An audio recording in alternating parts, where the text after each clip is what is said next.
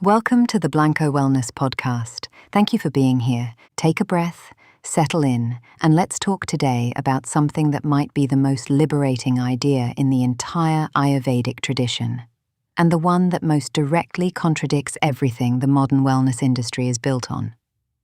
Spend any time in the world of nutrition and health advice, and you will encounter a consistent pattern. Each approach arrives with the same implicit claim: this is the correct way to eat. Eat more protein. Eat less protein. Avoid carbohydrates. Embrace whole grains. Raw is best. Everything must be cooked. Plant-based is optimal. Animal foods are essential. The specific content of each recommendation shifts, but the underlying structure does not. Someone has discovered the right answer, and the right answer applies to everyone who is willing to listen. And yet, if you observe carefully, you will notice that different people apply the same approach with genuinely different results. The protocol that transformed one person's health produces only mild improvement in another and active discomfort in a third. The food that energizes your friend reliably makes you sluggish. The diet that works brilliantly in your 30s begins to feel less right as you move into your 40s. These discrepancies are not explained away by adherence or effort. They are explained by the fact that different people are genuinely, constitutionally different. And any approach to nutrition that ignores that difference is working with a fundamentally incomplete model. Ayurveda identified this truth several thousand years ago and built its entire nutritional understanding around it. The tradition's position is not that nutrition does not matter or that anything goes. It is something considerably more nuanced and more useful.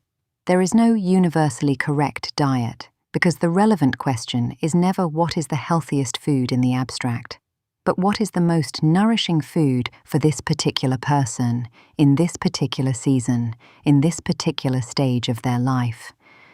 The foundation of this understanding is the dosha system, the three constitutional types, Vata, Pitta, and Kapha, that represent different combinations of the natural elements, and that manifest in genuinely different physiological and psychological tendencies. A person with a predominantly Vata constitution tends to run cool and dry, to have variable digestion, to be energized by warm, grounding, nourishing foods, and to be dysregulated by cold, raw, and light foods that further increase the qualities they already tend toward in excess.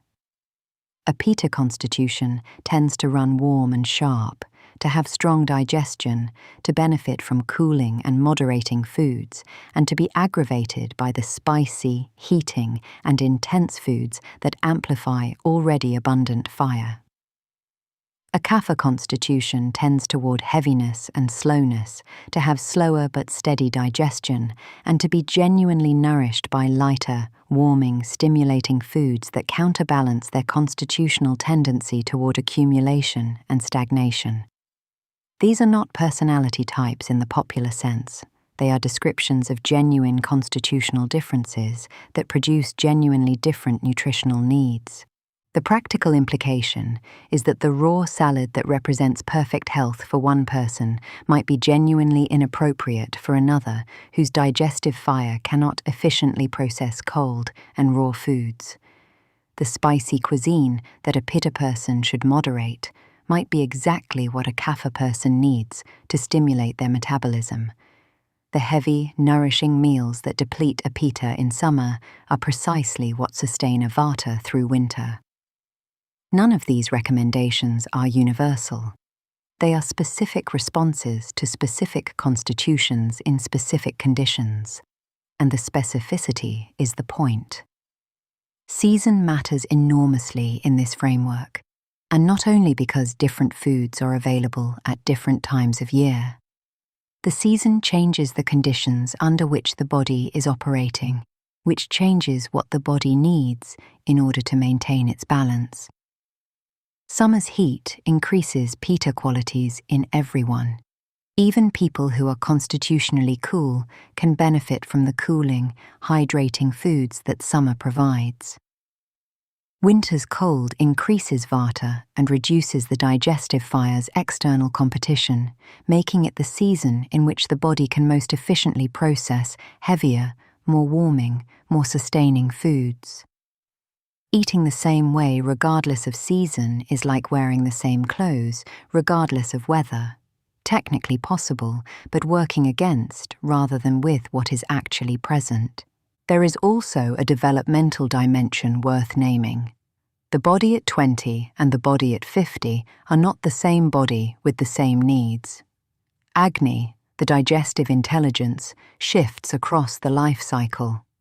Young bodies tend to have robust digestive fire and can process a wider range of foods with fewer consequences. Middle age tends to bring some narrowing of that range, and later, life often requires more attentive support of digestion. The approach to nourishment that served you well at one stage of life may genuinely not be the approach that serves you best now. This is not failure, it is change, and wisdom responds to change rather than insisting on maintaining what once worked. Perhaps the most practically liberating implication of all of this is the restoration of genuine permission to trust your own experience. The modern nutrition environment is extraordinarily good at producing anxiety and confusion, the constant parade of conflicting expert advice, the social pressure to adopt whatever approach is currently fashionable, the comparison of your body's responses to someone else's protocol as though they should be the same. Ayurveda cuts through all of that with a question that is simultaneously simple and radical. How does this food actually make you feel? Not whether it is permitted by the current framework. Not whether the macros are right. Not whether the person you follow online recommends it. How does your body, genuinely consulted, respond to it? Do you feel energized or sluggish? Clear or foggy? Genuinely satisfied or continuing to seek? These responses are not noise. They are the body's own assessment of what is working and what is not, and they are more specific to you than any general recommendation can be. As we close today, I want to leave you with a permission that Ayurveda has always offered and that the wellness industry consistently forgets to give. Stop searching for the perfect diet that works for everyone, because it does not exist. Start developing the relationship with your own body that allows you to discover what actually works for you.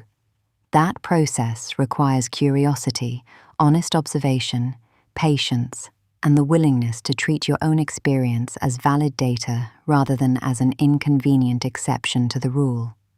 But what it produces, a genuinely personalized understanding of how to nourish yourself, is worth considerably more than any protocol ever handed to you by someone who has never been in your body.